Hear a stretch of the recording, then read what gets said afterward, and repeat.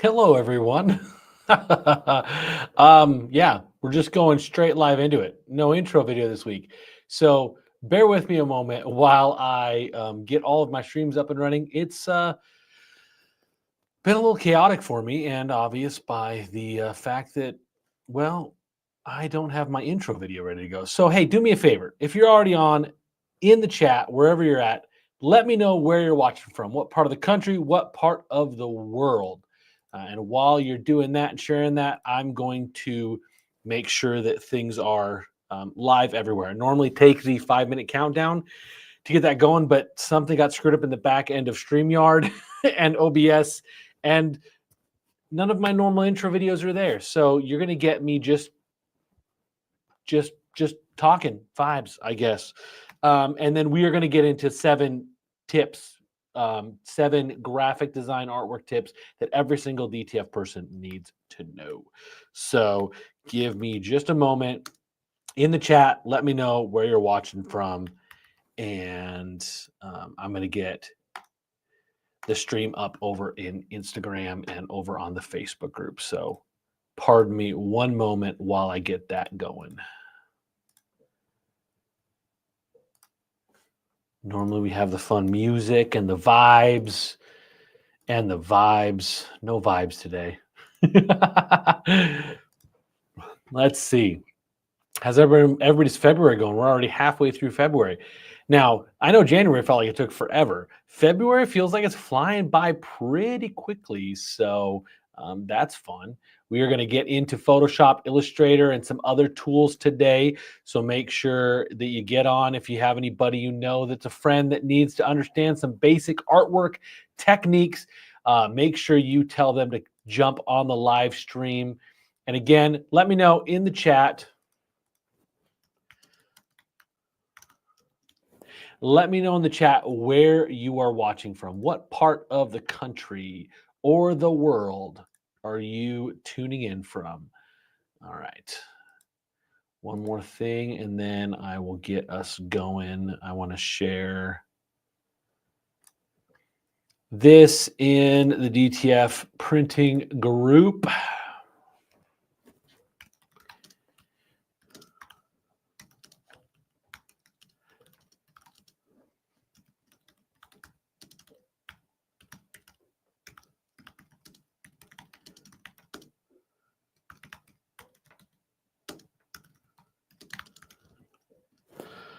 Okay.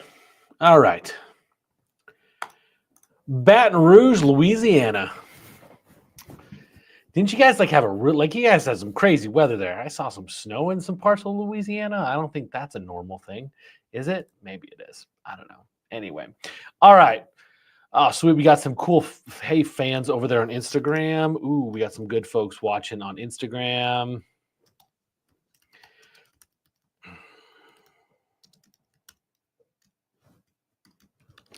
All right. So let's get into it. Yes, you did have some crazy weather for sure. All right, so this is kind of what the reason I'm doing this topic today. These 7 techniques, tricks, whatever you want to call them. I've seen a lot of folks on the forums that are just kind of don't know what to do with the artwork they have, and some of y'all are like tinkerers. You're maybe not graphic designers, and you really want to understand, as tinkerers, you understand your printers, but you've got to understand artwork to a certain degree. I'm not expecting that every one of you guys are going to be professional graphic designers, but you got to understand some basic stuff. Otherwise, you're not going to be able to print very good quality transfers because the artwork is crappy. And that is really, I don't care how good your printer is, how dialed in your printer is. If your artwork is trash, it's gonna be a trash print. So I know y'all getting people that are sending you or you're using artwork off of Etsy, and that artwork is notoriously bad. And the first thing we're gonna cover, I think it's the first thing we're gonna cover. Let me pull up my notes so I've got those. Yes, the first thing I'm gonna cover is the number one problem with Etsy artwork is semi-transparent pixels. everywhere, like all over the place. Around the edges, they just look like trash. Now, if it's going on a white shirt, you're going to be able to get away with it and not have too many problems because, quite frankly, if it's going on a white shirt, the white underbase peeking out is not that big of a deal. But if it's going on any other color, especially a dark like black or dark gray or a red or a blue, any kind of bold color, you're going to be toast. And we've covered it before, so I'm just going to kind of hit on it real quick. We're not going to spend a whole lot of time going through it, but I want to show you guys how to find and get rid of those semi-transparent pixels. So say somebody sends you a graphic like this, and it is a PNG, which you're like, awesome, customer sent me a PNG. I'm so happy right now, right? Because they actually sent you a PNG and not something else. So, but what you're going to find as we zoom in is this has got semi-transparent pixels around the edges. And although it's just a few of them, and actually it's more than it looks. So this little pixel right here is actually got a little bit of opaqueness, not a lot, just a little bit, and it is going to cause you some problems. My wife's giving me a hard time. How many white shirts do I have in my closet? I have 0. No, let me rephrase that. I have a light beige shirt from a mountain bike race that I raced. I have, and a SoulCon shirt. I think I have 2. I rarely ever wear them. But some people do have white shirts, my dear. And then this is an issue. But you got these semi-transparent pixels, right? And if your choke is set at like 3, your white's going to start printing like kind of in these areas. So it can cause a lot of problems. Maybe not that part of the graphic, but let's look at these letters down here. Look at that. You're getting into some issues. And this particular graphic isn't terrible. I got it off of Adobe stock. But this is what any PNG is going to look like. It's going to have some semi-transparent pixels. Now, Etsy images are going to have a ton of them. So here's your process for getting rid of your semi-transparent pixels. Simply open up that PNG in Photoshop, and then you're going to go to Layer. Also, make sure the layer is unlocked. If you have a little lock icon here in the lower corner, just make sure you unlock that and make sure you have the background is transparent. That's what all these like checkerboards mean, is it's transparent in the background. But you're going to go layer mask from transparency. And if we zoom in, we're going to see it created a layer mask here. So let's actually click on the layer mask to see what's going on. And with a layer mask, anything that is gray is going to be semi-transparent. Anything that is black is totally transparent. Anything that's white is totally opaque. So we're basically, I'm going to click back off that because this is normally how we work with it. So once you do that, layer mask from transparency, it's going to show up like this. I want you to make sure that the layer mask is selected. It normally is default selected. I clicked off it to show you some other stuff. But now we're going to go to Image, Adjustments, Threshold. See how it changed that a little bit? I'm going to zoom out so you can kind of see what it does. So I'm going to turn on and off the preview on this. Let's see. So see how it does make, this is why there's semi-transparent pixels on PNGs, is because it makes for a smoother curvature, but it does not work well in DTF to print. So now we are zoomed in 410%. Let's zoom out to 100%. And now you're not going to really see a big difference. It's a subtle one, but let's zoom back in so you can see kind of what's going on.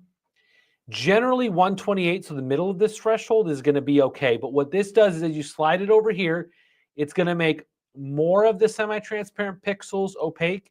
If you go to the right, it's going to make more of the less of the semi-transparent pixels opaque. Does that make sense? So your slider is basically saying, of the semi-transparent pixels, are we making more or less of, if they're at 50%, we're making them, or less than 50%, we're making them totally transparent. If it's more than 50%, we're making it fully opaque. And just as you slide to the left, you're bringing more of those semi-transparent pixels to be opaque. If you're going this way, you're causing more of those semi-transparent pixels to be transparent, 100% transparent. Because again, with DTF printing, you want 100% transparent or 100% opaque, nothing in between, right? So I'm going to zoom back out so we can kind of see what this looks like.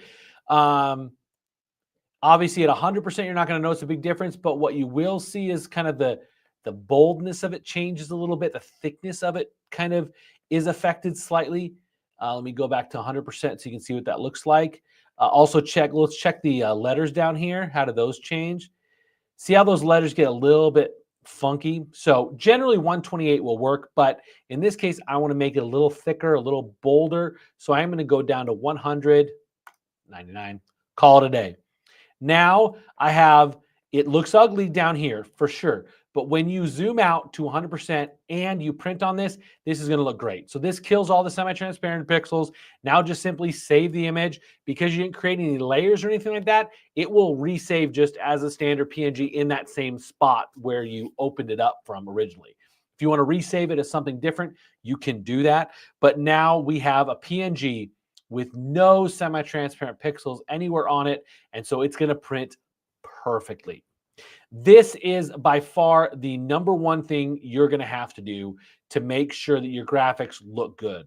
And it's because people don't really understand, or you can send this video to your customer and say, here's how to get rid of those semi-transparent pixels so I don't have to do it. And this is a particular function that I think you can charge for if you want to, but this is something that is going to allow you to print better, and it doesn't take much work. Like I said, it's like 2 or 3 steps, and just for fun, let's go back into it. I'm going to back out of it, and we're going to do all the steps, and I'm going to show you how quick this should be for you, okay? So you open up your PNG, you go to layer. Oops, helps if I select the layer. Layer mask, from transparency, image, adjustment, threshold, and you're going to play around with your numbers a little bit, see what it kind of looks like. I already know that 100 was pretty good. Click OK, save. That's it.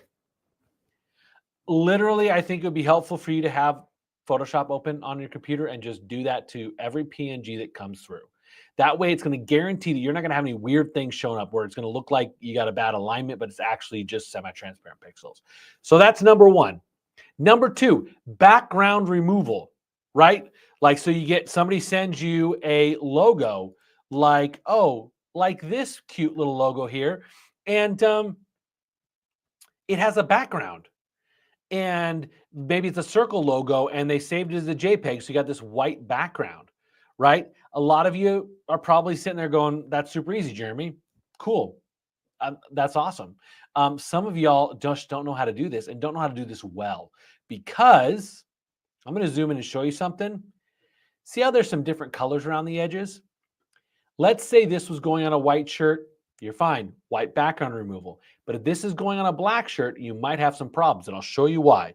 So let's use the magic wand tool to get rid of this stuff back here. Now, I could use the color range selection tool, but it's going to select all the white that's in here. And I'm going to pretend this is going on a black shirt. And so you really still want the white to be in here. So I just want to select the white around the outside. So I'm going to use the magic wand tool, select that. My tolerance is set at 5, and I'll show you what that is talking about here in a second. But let's go ahead and just delete this. So I'm going to unlock this layer. I'm going to delete, got rid of the background. Now, if you've never worked with me before or seen any of my classes, you know that I always like to put the shirt color as a background fill layer, in this case, a black. I created a new layer, and then I hit Shift Delete to bring in the fill color. And in this case, my fill is black. Now, I'm going to deselect the selection. So now I got rid of those little marching ants or whatever. And I want you guys to look at something. No, actually, hold on 1 second. Sorry, that should have gone to fill the whole thing. There we go. This looks okay-ish right now. But if we zoom in, we're going to see a faint white line around the edge. And that's because of the same reason we have semi-transparent pixels. The software is trying to render those edges and curves to look as smooth as possible. But what it does is it creates areas where it transitions from brown to, in the original case, white, to where it creates these fades. And what that does is creates a lighter color edge. So even though there's no semi-transparent pixels around this edge, there are lighter colors around this edge. So when it goes on a dark shirt, it causes a problem when you're removing a white background. So here's the easiest way to take care of that issue. Let's go back to the original image, unlock it. We're going to use the magic wand tool again. We're going to select the outside, but let's zoom in and see what's going on here. So see where it's kind of selecting some of it, but not all of it. We have two options. We can either increase the tolerance here. And if we go up to like say 20 and we select this area again, watch how the little marching ants move. See how they moved a little bit more?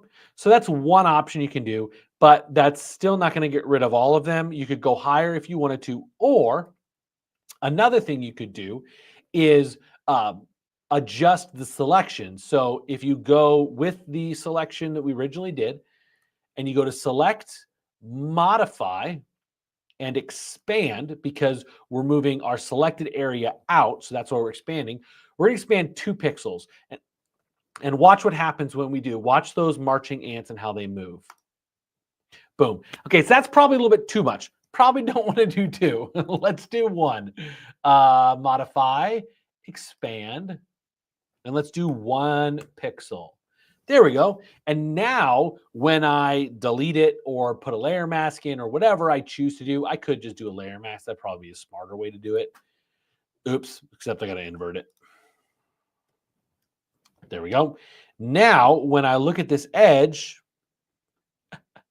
I create semi-transparent pixels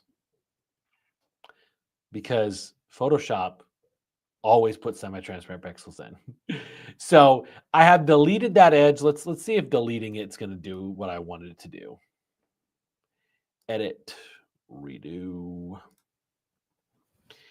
And let's just delete. Again, what I expected. Anytime you delete stuff, it creates semi-transparent pixels. It's really fun. Photoshop is really, really fun in that way. So let's just do it this way. Let's layer mask it and invert it because I forgot to invert the selection. And then we're going to do what we did before. We're going to go up to image and threshold. This is what we did to get rid of the semi-transparent pixels before. Adjustments, threshold. There you go. And there you have it. You have, whoops, clicking on the wrong screen because I have multiple screens open right now. Now you've got the background removed and your edge has got no lighter colors, or if it does, it's very faint lighter colors. And let's go ahead and throw a black in there and make sure it's going to look good on that black shirt. Boom. And now it's going to look much more pristine. This is a tough one because removing that white background can be a little bit cumbersome. It just always is. And you're going to get that often when somebody sends you a circle logo with a white background. So just know that when you remove that white background, you've got to make sure you clean up those edges a little bit. I think the easiest way is just simply using the selection, modify, expand to kick it into the logo by like a pixel, and then using the layer mask, and then making sure the layer mask has a threshold set on it. So basically making sure that layer mask is either just white or just black. And that, again, is always a problem across the board with layer masks and deletions in Photoshop. It likes to blend things nicer, which digitally looks great, but does not work when you're printing. All right, so next thing is trimming an image. How often do you all get a graphic that looks like this with a whole bunch of extra stuff around the edges? Super annoying, isn't it? So here's how you trim it. And I'm also going to show you how to do resize it in Illustrator as well.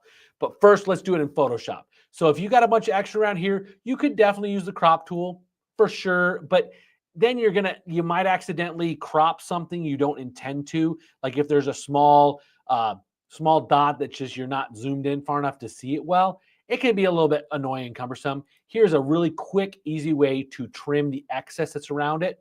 You want to go to Image, Trim, and select select transparent pixels. Click OK. Boom. There you go. Now just make sure you do have a gap or margin between your graphics on the gang sheet. Otherwise, they might blend together because this is going right. Oops, sorry about that, y'all. There we go. This is going right up to the edge now. So if we zoom into that corner, it's going right up to the edge. And actually what's interesting here is you've got, see that semi-transparency? You could barely see it, but it's there. So we still need to do the whole like layer mask from transparency threshold situation here to kill them. But I wanted to show you how to trim those pixels down so you don't have that excess. Let's jump over to Illustrator. And in this case, let's see, do I have, I thought I grabbed a different image for this. Let me double check something here before I go. Okay, so in this case, let's say you just wanted to simply trim the excess that's around this thing. You can go to the artboard tool, which is right here, which I want to say is like, I can't remember the shortcut for it because I don't use that artboard tool enough to need the shortcut, but click on artboard. And over here, you've got the size of your artboard. And what you can actually do is hit, okay, for some reason, the drop down when I hit this is showing up in my other screen. So I apologize.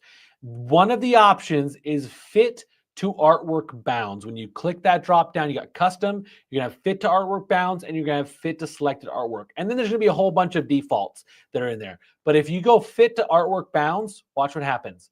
Boom, it pulls in all that extra stuff. Because I can't tell you how many times I brought an image into Digital Factory and had to crop it. And if you've ever tried to crop an image in Digital Factory, it's difficult. It's not very smooth. It's a little clunky. It's very slow to do it. And you can't always see what's going on. Sometimes you accidentally clip something you don't mean to.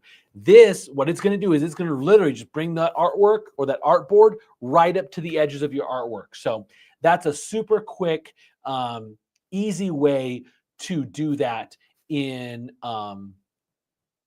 Illustrator and make sure you don't have that excess stuff. All right, let's take a look. Let me pop over here real quick.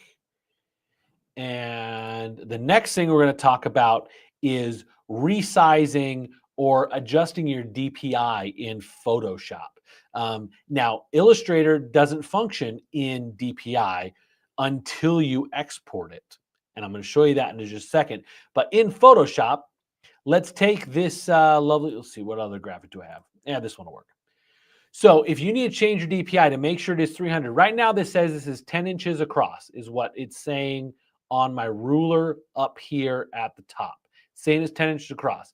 Let's go to image, image size, and we're already 300 because Jeremy probably reset. Oh, because I downloaded this from Adobe Stock, and Adobe Stock is almost always 300 DPI because Adobe Stock is amazing. Normally, let's just pretend you've downloaded your artwork from Etsy and it looks like this: 42 inches, blah blah, blah, that kind of stuff.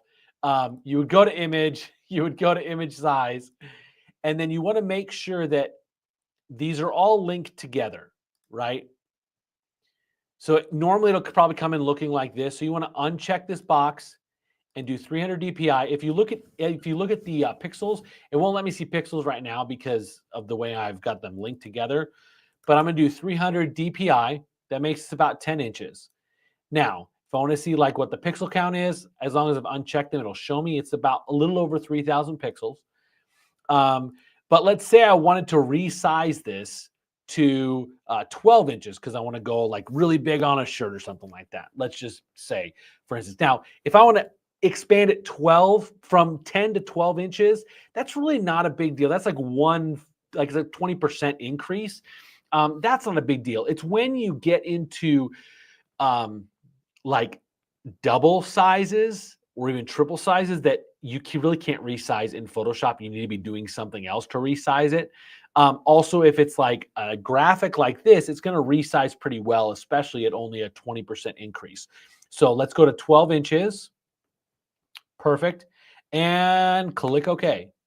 Now we've got 300 DPI at 12 inches. Now, the reason I show how to change the DPI is because when you load your graphic into Digital Factory, it looks at the DPI. It doesn't look, when it's putting it in the layout window, it's not looking at what the overall resolution, like what the overall pixel count is. It is looking at the inches and the DPI and putting it in there. So even if you had that graphic that was enough pixels, it was 3,000 pixels, but it was set at 72 DPI, Digital Factory would think it's not a good enough resolution, because Digital Factory is taking that inches and the resolution and bringing it in that way. So you really, to make life easier, to make your Office function better, you really should be set at 300 DPI and the right size. So that's why I wanted to show that. Let's see, let me double check and make sure I didn't miss one of my things here. Got it. Okay, so now let's say that you were given this camping logo. And let's say, just for argument's sake, and I'm going to make our lives a little more difficult, let's say you got this image and it was 300 pixels per inch, but it was only a 5-inch chest logo. Let's actually, sorry, 4-inch pocket logo. Okay. So your client sends you this image as a 4-inch pocket logo. And you already know that resizing it to make it a big back logo is not going to work out very well for you, because when you resize it in here, you're going to get a lot of pixelation. So what do you need to do? You need to turn it into a vector image so that you can expand it. And this is a comment and question I see all the time on the forums. So if you want to resize a graphic, you need, like, majorly, not just like I said, you can do 20, 30% and it's going to be okay. But if you need to go double, and in this case, it's a 4-inch pocket logo, and you're probably going to want to go to like 12 inches on the back, that's 3 times. And you do not want to do that kind of resizing in Photoshop. It's always going to look rough, not very clean. So let's go ahead and export this as a little JPEG. Export as a JPEG, high quality, export. Send it to my downloads. Let's call it camping, and you guys get to see all the random weird files that are in my downloads. All right. Okay, so what you're going to do to vectorize this is use a little software that I love, called vectorizer.ai. And I've talked to you guys about this before. It is by far the best tool for vectorizing a graphic. Without any shadow of a doubt, I have tested all of the other ones out there, and they all pale in comparison to this thing. This thing is so powerful. So I'm just simply going to drag and drop that little 4-inch logo, drop it in here, and let it do its work. Now, one of the main things you found if you vectorized in other softwares is the text looks like trash when you vectorize in other softwares. Look at this text. Now, the right side is the vectorized file. The left side, you'll see real quick, is the original PNG or the JPEG, the raster image. Look at that text. It's so good. Nice straight lines. I love it. It's like butter.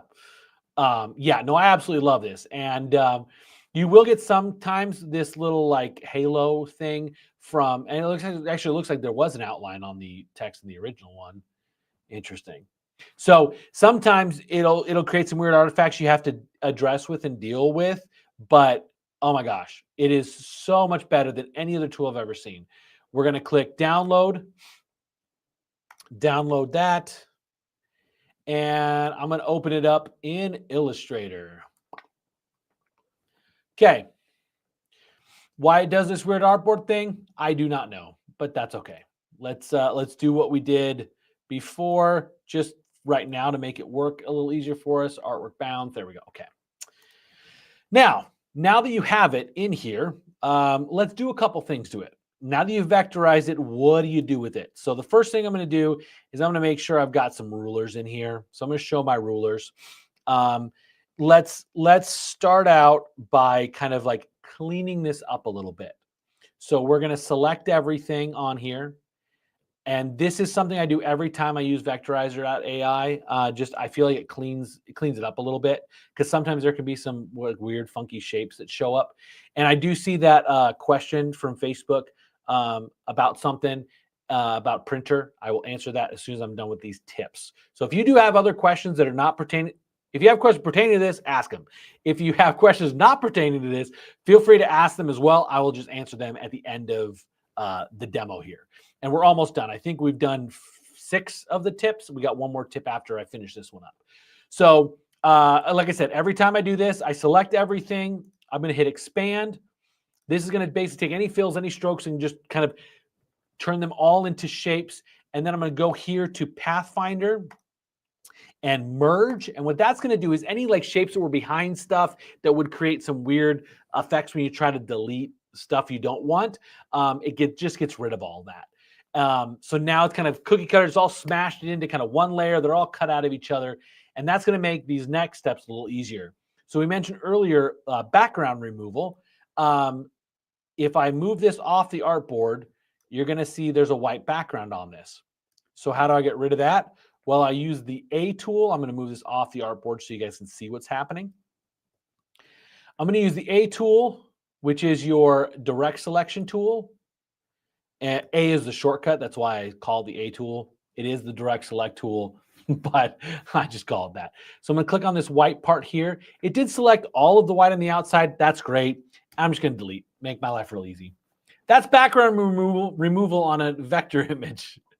That's why I say, I've always said vectors over rasters if you can, because literally I just did a background removal on that logo, and that's how easy it was. And look, when we zoom in, you're not going to see any like other colors or weird things. It's just glorious. I really like working with vectors. It can be a little intimidating when you first start, but it's going to make your life a lot easier. So, okay, so I've got this going, but let's say this graphic. Oh, I need to resize it too. Let's do that. Let's resize it, because this is, again, going on the back of a shirt, right? So let's center that guy. Whoop. I need the V tool, which is your selection tool, just to make sure you grab everything all at once. There we go. And what I want to do is I want to resize this. So I know this is going on the back of a shirt. So I've got my graphic selected. And over here, I can transform it to a specific size. If I want to keep the orientation or the aspect the same, I want to make sure they're linked. And then I'm just going to say I want this to be 12 inches, because this is going on the back of a shirt. That's what we're doing with it. Okay. And now we're going to go back to the artboard, and we're going to create the make the artboard. And again, I'm sorry that the pop-up isn't showing up on your guys's on this bottom screen. It's up on my main screen. I'm not sure why, but under custom is fit to artwork bounds. There we go. Now, what you're going to see here is you're going to see kind of a white background, but that's okay. That's just the artboard, which is why you saw me move it off earlier, just to see what was going on with it. So let's put this back up here, and let's just make sure we're centered. Okay. That's how to kind of vectorize and prep it for doing like removable background and stuff like that. The last tip, some of these kind of combine. That's why I'm kind of doing them sort of together. But the last tip, and actually I'm going to bring my little note here. So what have we covered? Killing semi-transparent pixels, removing background, trimming the image in Photoshop, resizing the artboard in Illustrator, changing the DPI, resizing the image, and vectorizing the image. Those are all the steps that we've shown you and done work for. This final one is what I think the most important thing you can do as a DTF producer is a color knockout. Basically taking what the shirt color is going to be and removing that color or something relatively close to that color from the graphic. And the reason why I say this is the most important thing you can do as a DTF producer is, number one, it will save you money on ink costs because you can remove ink from the graphic. But the biggest thing is it's going to make the graphic feel a lot softer.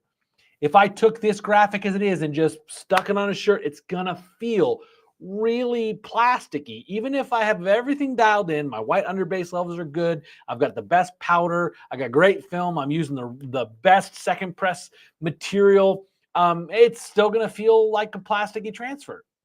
So I'm going to show you guys how to do a color knockout here, and then we're going to go over to Photoshop and do it as well. I recommend doing it in Illustrator. It's going to be better. It's going to be cleaner. It's going to be crispier. And so I'm going to show you how to do it here. Then we'll show you on Photoshop. But go in here and we're going to let's pretend we're putting this on a tan shirt. Again, I don't wear tan shirts, but it is a camp shirt, so it'd be fun. It'd be fun for it to be a nice light tan shirt. So the color I want to remove is this tan that's throughout it. So here's how to do a color knockout. These are your steps. I'm going to use the direct select tool, which is A on the shortcut on your keyboard. I'm going to select this one color right here and then go to select same fill color. And it's going to select all of my tan colors in there. Now, I could just hit delete if I wanted to, but I think a better way when you're doing this is to simply say no fill. Okay, that way the shapes are still there. So if you did want to bring them back, you could easily bring them back. Now I'm going to go to the V, the selection tool, remove it off, and you're going to see what happened here. See how we removed all that? Now, one thing that sometimes happens, oh, that was the outline that was on that original image.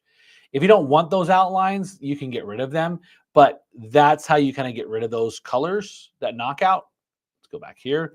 And then if you just want to verify your background, you're going to do what we did in Illustrator or in Photoshop. Just simply create a background. In this case, we're going to create a square that is that tannish color. And so I'm going to make, there we go. And I'm going to right click on it with the V tool, the selection tool, right click on it and go to arrange, send to back. And that's what it's going to look like. So that's going to look pretty clean. I like that. Let's go back into Photoshop. And we're going to take that same image that we were working with before. I'm going to back up so we're back to the 12-inch size. Yeah, there we go. Okay. Okay, back to 12 inches. Now, Photoshop can seemingly be a little bit easier, but at the same time, it doesn't look as great. Now, remember when we took out the background of that circular logo, we had to be real careful that the edges didn't have these white, like kind of, the edges of it didn't have a little bit of white or lighter colors. Guess what? On a color knockout, it's not as big of a deal because you're getting rid of a color that is the shirt's color. So you don't have to be as crazy concerned about it. So what we're going to do is I'm going to zoom in a little bit so we can see this better. We're going to go select color range, and I'm going to select this tan color here. Fuzziness has to do with other colors that are close to that color. So if I go too crazy with this, you'll see some extra selections. See how it kind of started to select the sun there? And it's hard for you guys to see on your screen. I can see some little pixeled edges and stuff like that where it's selecting it. But yeah, so you just kind of want to look at your preview window right here. You just want to make sure that all that's selected is just the color you want to get rid of. And we are going to click invert and click OK. Now it's got this selected. We're going to create a layer mask. Boom, got rid of that. Now what we don't want is any semi-transparent pixels. So we're going to do what we did earlier.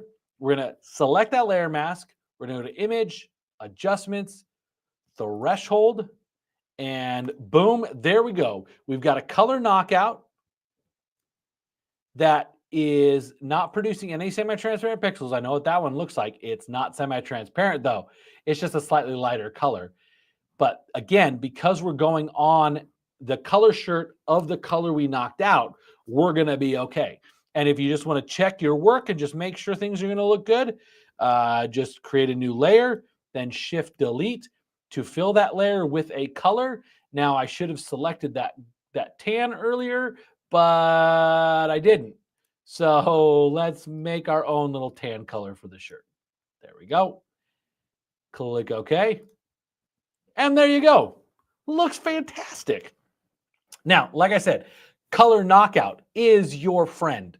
It's going to make the stuff you're producing a million times better. And it's going to save you money on ink because you don't have to print that color. And this is where I think screen printers that are coming in to start doing DTF now are going to surpass a lot of the traditional DTF producers because they already start out looking at a graphic. Like a screen printer is going to look at this graphic and immediately be like, what can I get rid of? And DTF producers, because you can print anything with DTF, have just gone ahead and printed it without thinking about it or doing those things. And so that's where I really think that screen printers are going to catch up fast and potentially surpass a lot of DTF producers because DTF folks don't understand some of the graphic design stuff that you really need to understand. So I hope that this stuff is helping you guys. You don't have to be an expert. You don't have to know all the tools in Photoshop. I've said before, the tools in Photoshop are like this much. And you're using like this much to do DTF. It's still the best tool out there, but you don't need to know everything to do a couple of things that you need to do. So yes, you can watch it later.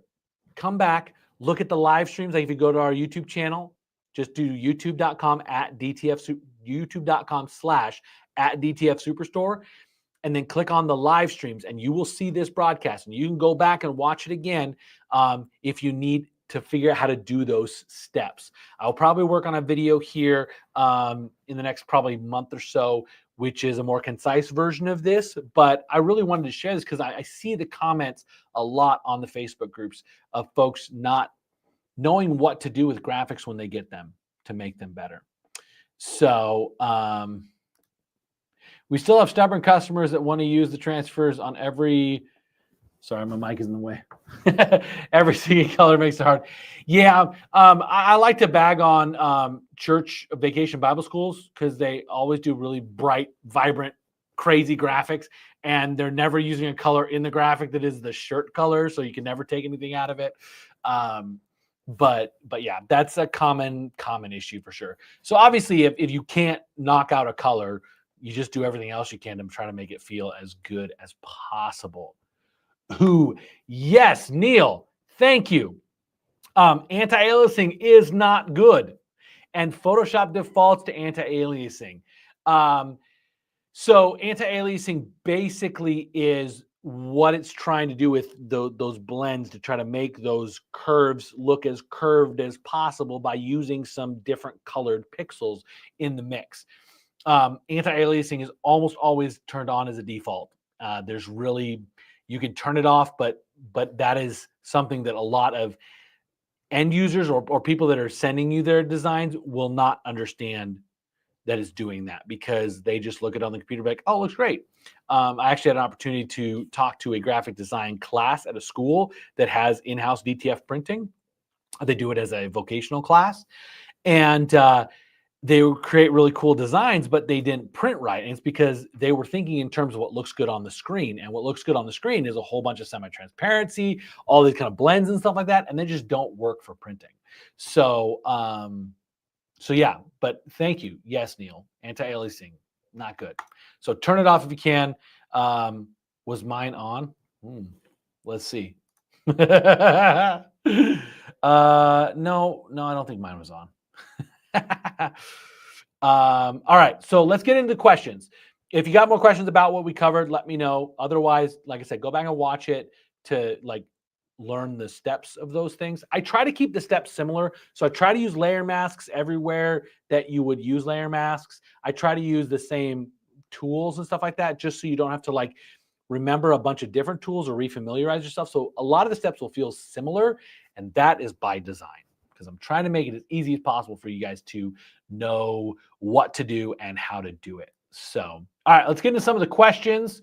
We got a few of those. Let me move my screen around so I'm not looking away from y'all. All right, what is my opinion on the new X-Tool apparel machine? I'm looking at that with the Bobcat. So I have no idea about this X-Tool machine. If you guys aren't familiar, X-Tool does a lot of like engraving, like laser engravers and stuff like that. They are releasing a direct-to-film printer. I don't know what the cost is going to be of the full package. I would love to get my hands on one. Hey, if somebody from X-Tool is watching, I'd love to test it. I'd love to see what it does. My concern is it's like started as a Kickstarter, and there's always a lot of hype in those things. And I would not vouch or recommend it without getting my hands on it. So obviously, if you're looking at that or the Bobcat, I'm going to tell you the Bobcat's going to be better because I know what it does. I know what it's doing. I've built the ICC profiles for it. I know it's going to look great. It runs super. It's actually pretty quiet. That's actually one thing I really love about the Bobcat is it is a really quiet printer. So when it's going back and forth, it's not like crazy loud. I've been really, really pleased with it. Really happy with the results so far. I'm getting some good, nice, vibrant colors. I've got a great, accurate color ICC profile. So I really, really do like the Bobcat. So if I were to say between the two, I'd say Bobcat, mostly because I'm just more familiar with it. I know what you're getting because we package it all together. So we know what you're getting with that. But if I get a chance to play with that X tool, I would love to do that because I think that any kind of new developments are really exciting and I want to know what they're doing. But it is a Kickstarter and it's like $4,000 for the printer. So I don't know. I don't know. There's not enough information, and the people that are talking about it are purely sponsored X tool users, and nobody's really got their hands on it. And I'm concerned that the X tool users that get it are really not going to understand what's going on and they will crash and burn. So I would really love to see X tool reach out to some DTF folks that can actually give a valid opinion on the actual working of it and test it and put it through its paces, right? The Bobcat, I've run multiple rolls of film through our Bobcat. So it's like we're not talking about something that's unknown. We've run it through its paces. The Bobcat's also what I've been using to test a bunch of new films. So we've run a lot of stuff through it. So I hope that makes sense. But MB Johnny, is that mountain bike Johnny? I see your user profile. That looks more like a motorcycle. But you're out in the middle of nowhere, so you're an adventure biker. And that's freaking awesome. Okay, so we got more questions. Hello.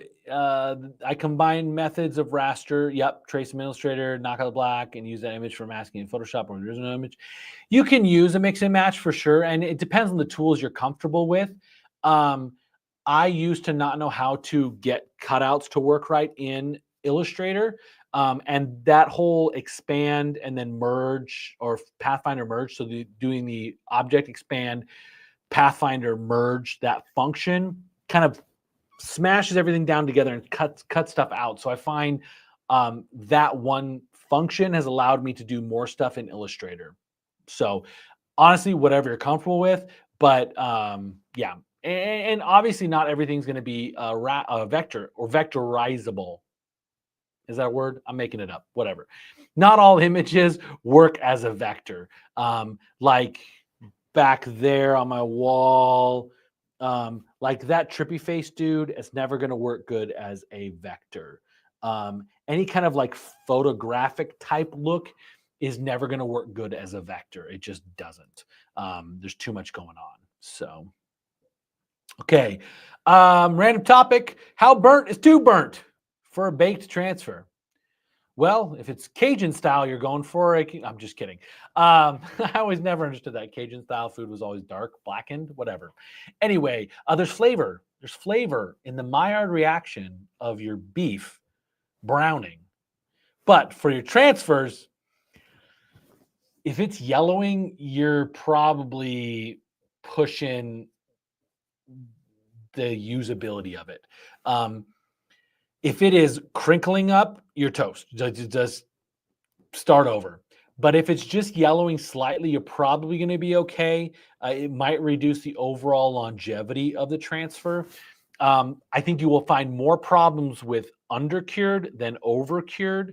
But like I said, depends on how overcured. If it's shrinking the film at all or it's rippling, you just need to reprint it, which is a bummer. But and then turn down your temp. All right. How do you do the overall outline in another color? Like if you print that on a black shirt, but keep the black line that you're going to knock out. Okay. Great question. I think I understand what you're asking. So let's jump back over here to this graphic, right? And you're saying, what if we wanted to get rid of the black? And if we got rid of the black, so first thing I'm going to do, you want to get rid of this black. Sorry, I was on the wrong screen. First, let's change this fill color to black. Let's go registration black. Away from registration black. I do not understand the whole registration black thing, why they default to not like a true black. But anyway, so let's lock and hide that layer. So you can see how it's like disappearing, right? So how do you make this work doing a black knockout on a black shirt? So what you're going to do, and this is going to get a little complicated, because I got to remember exactly how to do this. First thing I'm going to do is I'm going to expand my artboard to accommodate an outline, okay? Now, you don't have to do this, but I think it will give you the best overall result. So I'm going to expand this a little bit. And I'm going to try to remember all of these steps because I haven't done it in a while and I didn't practice it before I came on live, but let's do this. So we're going to select everything. And I'm going to copy. So Command or Control C. So if you're on a PC, Control C. If you're on a Mac, Command C. And then Command or Control B. And what that's going to do is that's going to paste behind. And so if we look at our layers, you'll notice that there is a new set of images or a new group that's under the other group, and that's what's selected. So now what I'm going to do is I am going to basically take that back shape. So just so that you can see what's going on, I'm going to hide the front shape. Back shape is still selected. That's that little blue square is there. And I'm just going to make it all one big blocky graphic. Then what I'm going to do is I'm going to take that one solid image. I'm going to make it a no fill, and I'm going to add a stroke to it that is going to be, like, just for argument's sake right now, I'm going to keep it black, but I am actually going to want to change that to more of that like beige. Whoops, I do not want a gradient. More of that beigey kind of off-white color. I know that's not perfect, but, and then let's bring this back. And now let's go through and I'm going to do what we did earlier. We're going to do the A tool, which is your direct select tool. You're going to select the black. You're going to say select same fill color. You'll notice it's going to pick up the letters or the numbers in the upper part of it when we do that. There they are. And then we're going to make sure that's a no fill. Got rid of it. Let's bring back the black background so we can verify our work. Let me move this over so you can see it better. Let's bring that back in. Except that, what happened? Oh, I still had the beige knocked out.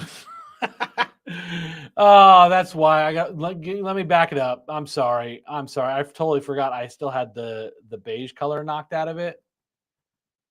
Let me go back. Okay, there we go. So the reason that didn't work right is because I had the beige already knocked out. So I was doing like a double knockout. That didn't work so good. Okay, so bear with me real quick. Let me go back through that step.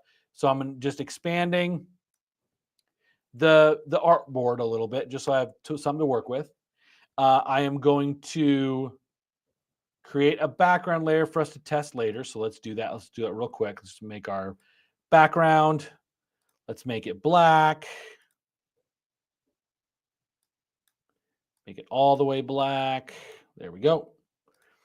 And we're going to move it to the back,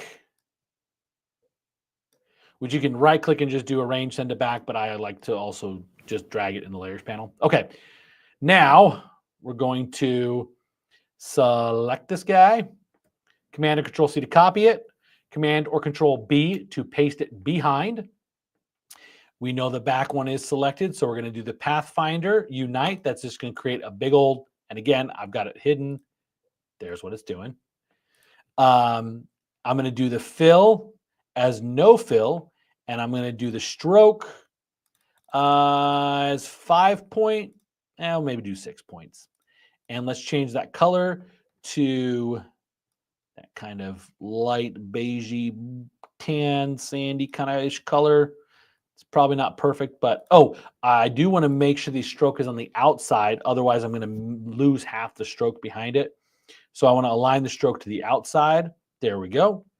Let's bring this guy back. And let's knock out our black now. Now that all the colors are back in it, because Jeremy was a dum-dum and didn't realize he had double knockouts sitting on top of each other.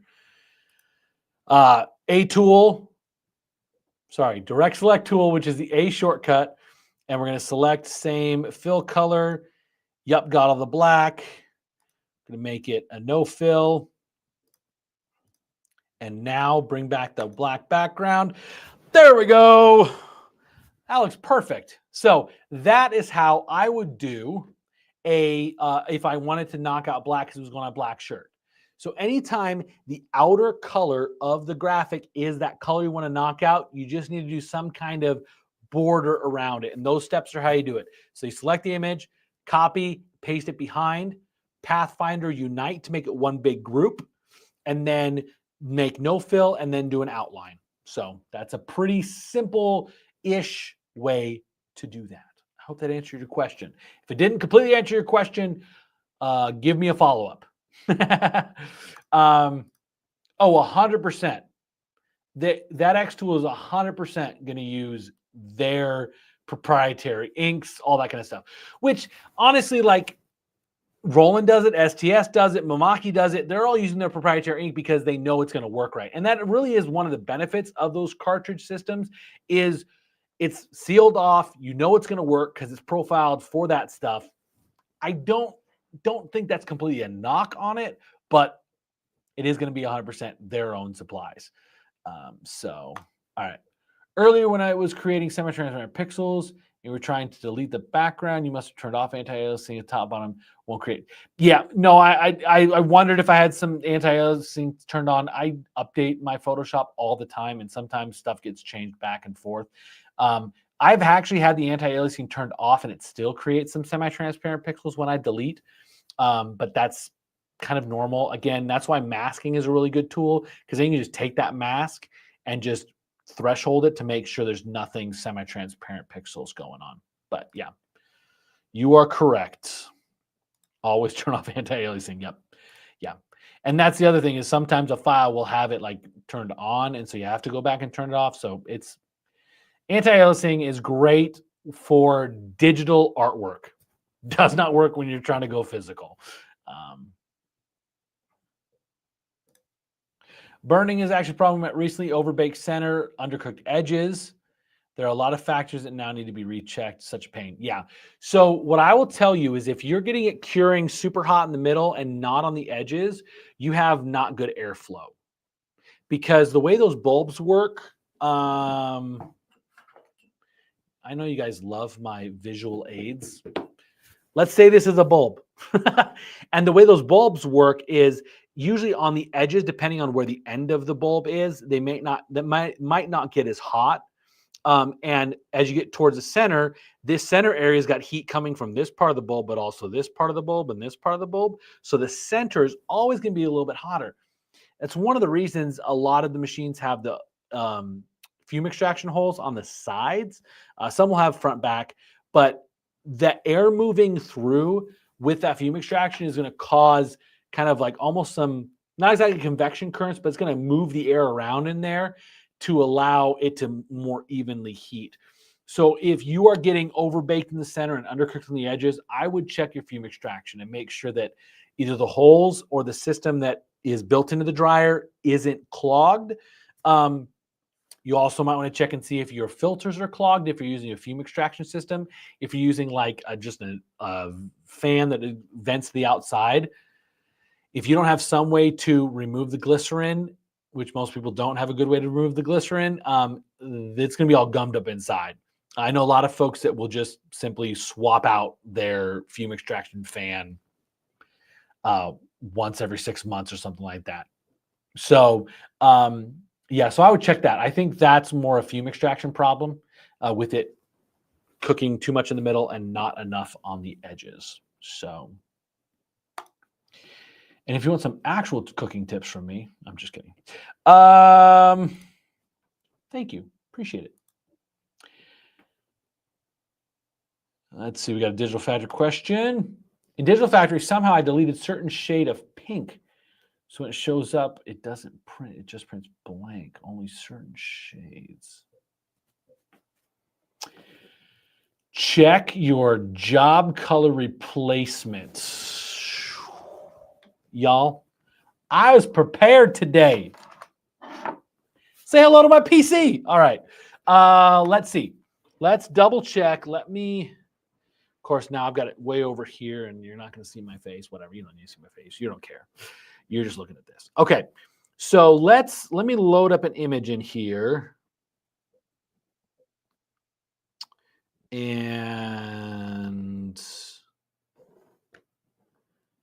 yeah, let's use this one because this one's easy to tell. But open page. Now, job color replacement is not going to work because it's something PDO. Do I already have spot colors on these? I do have spot colors. Okay, sorry. Those files are not going to work. Give me 1 second. It is possible that you have, I like this one. We'll do this. Open page. There it is. It is possible that you have a job color replacement over it, and because you could set, let me show you once this opens. The job color replacement window takes forever to open. I'll be honest with you. It is like such a slow process. There we go. So when you do the job color replacement, you're basically saying, when I click on this, my ICC profile to get what that magenta value is. Now, I don't know what it was originally because I don't have the original file on this one. I guess I could open up Photoshop and see, but it's going to show you what the printer's outputting. So the printer's outputting 83.9 magenta and 6.3 yellow. That's based off of the ICC profile is how it's mixing that. This is also part of how you make a spot colors. You can take a color and then say, I want you to output it this way. But if I do this, if I take that and I want to create something else out of it, so let's say I want to make it, well, you said it doesn't print at all, right? Print blank only. Yeah. So if I did this and hit, so this is probably what happened. Probably somebody might have been playing around with it and they just clicked add. Now when I print this, anytime that magenta color shows up, it's going to print nothing because I told it that I want you to take that color and I want you to print nothing. So that's likely what happened. And so the way that you're going to get rid of that, and these check boxes here, this one says apply to all incoming jobs. This one says to remove the color replacement. So let's go ahead and just do that and hit apply. Okay. What you can do to fix that, to get rid of that, is if you go to devices, yes, devices and manage color replacement. See how it's here? So what I want you to do is I want you to go to your Digital Factory and open up, go to devices, manage color replacements, and see what's there. If you have a whole bunch of them, it might be the case. There might be just the one for that pink. But click on this little X to delete it and click OK. Once you do that, call me in the morning and let me know how you feel. I'm like a doctor, right? I think that's probably what's going on. I think there's probably a job color replacement or a color replacement that is happening on those pinks. So literally anytime a pink comes in that is that color like that I made, that magenta that I selected, anytime a job comes in with that magenta, it's literally going to output nothing. And it's not surprising that it's outputting nothing because those are the default values when you click the job color replacement. And unless you put something else in there to change what the output is. It's actually the same way that I do the rich black.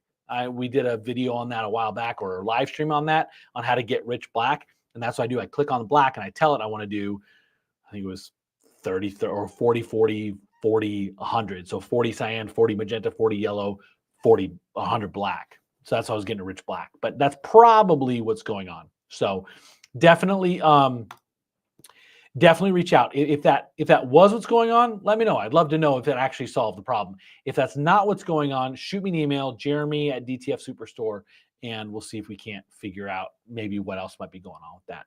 So let's see.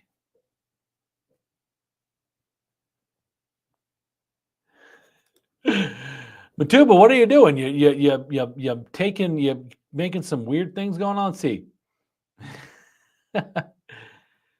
I know autocorrect, so what?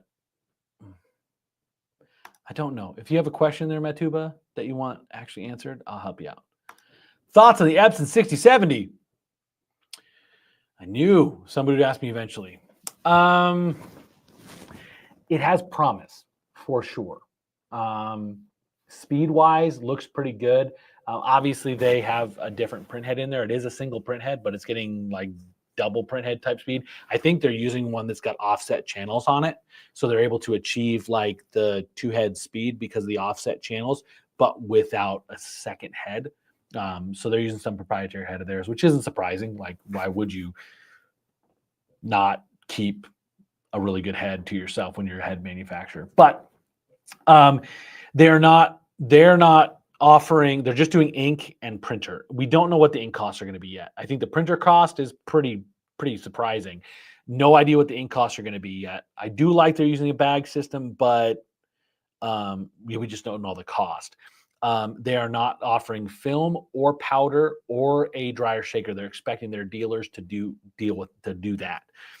And they do have a little bit of an advantage in that a lot of their dealers are already doing DTF stuff. But I don't know. Jury's out a little bit on that. It looks promising. I would love to get my hands on it. I would love to be able to test it and put it through its paces. That's one of the reasons I really like the Roland, is we had some time to play with it. And that's, again, I'm not going to recommend something I haven't had the ability to be able to actually get my hands on and work with it and try to break it and mess it up. That's what we did with the Roland, is we put it through its paces. We literally mistreated that thing because I wanted to know how it was going to work with being mistreated a little bit. And that's why, yeah. So I like the Roland. I love our Bobcat. I'd love to get my hands on that Epson and actually put it through, because I want to push it, right? I want to push it through, put it through its paces. I want to push color through it. I want to see how it's actually responding to real life graphics, because it is so easy to pick and choose, hand pick graphics that make that machine shine. I know, because I do it too. But one of the things that we do is, if you're looking at a machine like the Hi-Fi Color I released a video on last week or 2 weeks ago, whatever. It's the last few weeks is blended together. But the Hi-Fi Color printer, we're sending out samples to people that are interested of their graphics, because I don't just want to show you what looks amazing and off the charts bright and all these kind of things, because I know exactly what I'm doing on the graphics that I'm sending through. Let me pull it up. Like this. This is off the Hi-Fi printer. Like, those colors are just fantastic. The reds and the pinks and the pastels. But I want to know what real world graphics look like. So when I have a new printer, even with the Roland, I take samples that customers have sent me, you guys have sent me asking for samples, and I run those through it, because I want to see what real life graphics are going to look like going through that system. So I'd love to get my hands on it. Epson, if you're watching, I'd love to happily sign whatever you want to sign. I'd love to play with it. I just like playing with new stuff.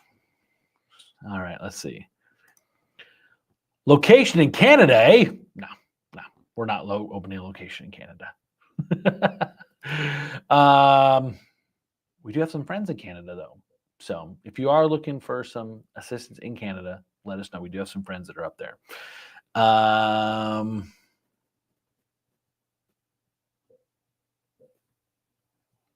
Cool. Yay, looks like I helped you out. So sweet. Awesome. All right. Just bought the TY300, getting delivered next week. After having it for a little time, what is your honest opinion? My honest opinion is I like it. I like it. It's a little expensive when compared to some of our other machines, but it is a Roland. And so you're getting a little bit more stability on the platform. Actually, let me say a lot more stability on the platform. Color-wise, I'm really pleased with the colors we're getting out of it using Digital Factory. I actually think I'm getting a little bit better color with Digital Factory than with VersaWorks. Also, VersaWorks, the white underbase, and I need to release it. I have a video queued up to I need to finish editing it to talk about how to create white underbase. Because with VersaWorks, you have to actually create a white underbase layer. When you use Digital Factory, it does it automatically. So KR, I hope you got Digital Factory with it. But no, I really like it. And with our print modes, our profiles, sorry, I just saw a comment come through with some hate, and I will address it momentarily, Scott. Don't you worry. But the colors I'm getting on it, I'm really quite pleased with. Our accurate profile looks really good. Our color boosted profile. Actually, I think I have our color boosted. Now, this isn't pressed on the shirt, but this is our color boosted profile off of the Roland. So like that. Oops, I'm upside down. Sorry. That now it's not perfectly accurate to the original image, but these are kind of the vibrant stuff we're getting. Now, like this gal, if I print this on the hi-fi printer, I get a lot more detail in her eye there, and it's the greens are a lot more vibrant, but this is still really kind of impressive. Again, boosted color profile is not accurate, super accurate. It's close, but it will give you some deeper saturated colors. So all of our, if you've bought that TY300 from us with Digital Factory, you will get those print modes. All right. Let's deal with the hate. Let's go. Your hockey team sucks. You know what, Scott? So for those of you who don't know, don't follow sports, the U.S. and Canada hockey teams, I heard the Canadians were booing the national anthem the whole time, and the American hockey team was not thrilled and started fights within 3 seconds. It was the first fight, first big fight in an international hockey match since 2004. And the Tkachuk boys, now I'm from Phoenix. We used to have a hockey team, the Coyotes, and Keith Tkachuk was one of our greats. His boys were on the USA team, and they were going for it. Okay, enough of the hate. I still love you, Canada, but don't boo our national anthem. That's mean. That's not nice. We're gonna stick those Tkachuk boys on you anyway. So correct, it does come with VersaWorks, but you can purchase a Digital Factory afterwards. I would really recommend it. Some folks that are Roland power users are used to using VersaWorks. So if you are a traditional Roland user, definitely you can stick with that and you'll be fine. But I think if you're not a traditional Roland user that is really familiar with VersaWorks, you're probably going to find it to be a little bit cumbersome. So we're not going to get into political stuff, but it's political, okay? I'm just saying right now. And you've been using VersaWorks, okay, you're probably going to feel more comfortable sticking with VersaWorks. But I will tell you the white underbase is a lot more capable than what you can do in VersaWorks. So if you feel comfortable with that, stick with it, but you will get better white underbase results from Digital Factory. Calca Legend Printer would like to upgrade to the new Digital Factory version 10. You mean 11? I will need to purchase a new Digital Factory, but want to make sure I can switch over. Probably, but I would reach out to where you bought that printer from, because that's a printer I'm not totally familiar with. And Digital Factory 11 should work for it. I've rarely run into printers that didn't. And Calca, they got enough printers out there. I'm sure that they have drivers for it, but you might have to like test some drivers. You can download a trial version of it. So if you go to let me double check what the website is. I think it's Digital Factory. Let's see. Digital Factory trial. There's like there's like so many, like everybody's paying, all the competition's paying for that search term.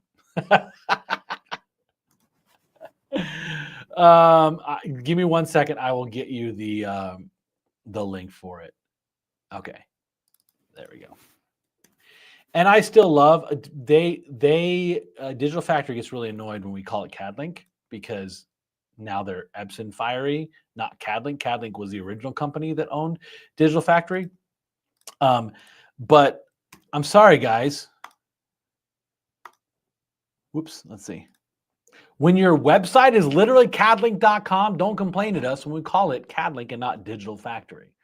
So here is the link. You know, you can't click on it. Actually, let me see if I can throw it in the comments. Let me see if that'll be clickable.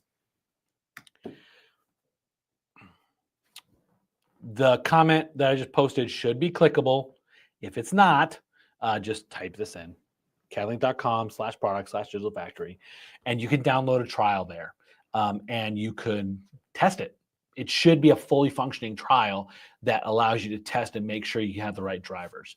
Now, it might not be, you might not find a Calca driver necessarily, but I'm pretty sure those older Calcas used Hosensoft as well. So really any kind of machine that uses Hosensoft, you can probably get it to work with it. So even if it's maybe like an Oric or an Audley or something like that, you might find those drivers might actually work. Now, what you won't have is a good ICC profile.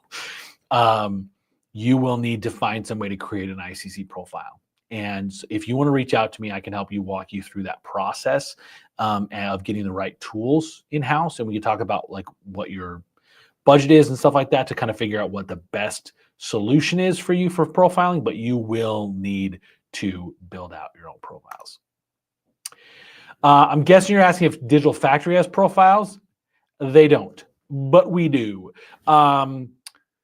We spent a lot of time learning how to profile stuff, and so we are keeping those things kind of close to the vest. So if you buy Digital Factory from us, we will provide you with the Roland profiles. So we do have profiles for the Roland. I think I have 4 or 5 different profiles based on speed, quality, and color boost versions. So yeah, we will provide you with any profiles you need if you are going to go Digital Factory on that Roland. All right. I think I got all the questions, even dealt with the hate and the political weirdness of hockey. You know, it is what it is. Anyway, guys, thanks for watching. I hope I answered some questions. I hope I gave you guys some tools to do your job better and to do it easier. I'll see you guys back here in 2 weeks for another live stream. This was a long one, 1 hour and 18 minutes. And that was an actual hour and 18 minutes because I didn't have the 5-minute buffer before because I didn't have that video loaded. Whatever. Anyway, y'all, see you guys on Thursday. Go Canada, go. Whatever. You know what? Maybe I don't want to help you with your Digital Factory. Maybe I don't. We'll see what happens. Oh, we got some more questions coming in.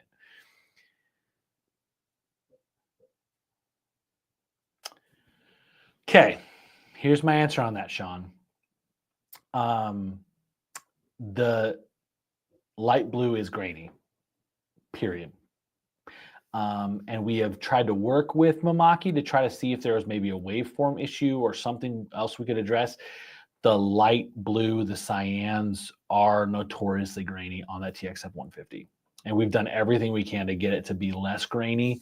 But I think it's coming from, because I've even tried other RIP softwares with the TXF 150, and those light blues they're just grainy. And we've tried We tried a lot of different things, but there's some technology in that printer that is locked down that we don't have the ability to tweak or play with, and also waveforms are something that's outside of our technological ability, meaning we don't have like the high speed to adjust those waveforms, and we don't have those waveform creation things. I have reached out to Mamaki's technical team to try to see if there's a way to address that, but that is one of the downsides of the Mamaki 150 specifically, is just the light blues are grainy. I wish there was a better solution. What you have on those profiles is probably the best we've got, but if you want to double check, if you just want to take like a little screenshot of your profile options and email it to me, I can tell if you have the most current ones, but you probably do, because we haven't changed those profiles much since like April or May. We've been using pretty much the same profile. So sorry, I don't have a better answer for you on that, but yeah, those light blues, and honestly, anything that uses the cyan in there you will struggle with a little bit of graininess on it. And honestly, like I've seen a lot of like, even the Roland, like I've seen some Roland like wide format printers like on vinyl and banner and stuff like that, and they can tend to be a little grainy. I'm not seeing the same kind of graininess. The TY300 is pretty good. It's more like the TXF 300 because it does have two heads, and the TXF 300 or the Mamaki TXF 300. I really wish they would have picked some different numbers because it's confusing. The TXF 300 has less grainy issues in the blues, in the light blues, than the TXF 150. So I hope that answers your question. I know it's not necessarily like the best answer that you wanted, but yeah, it's one of the things you'll fight with a little bit on that 150 is the graininess in the blues, the light blues. So if we come up with a better solution, I will be sure to let you know. Yeah. So, all right. If anybody has another question, feel free to pop it in. I'll come back. But otherwise, if not, shoot me an email, jeremy@dtfsuperstore.com. I'm happy to try to answer those when I can. And I will see you guys in 2 more weeks. When is that going to be? Is that going to be? I'll still be in February, right? No, that will be in March. Whew, March already. Anyway, y'all, thanks for watching. I'll see you in a couple weeks. Bye.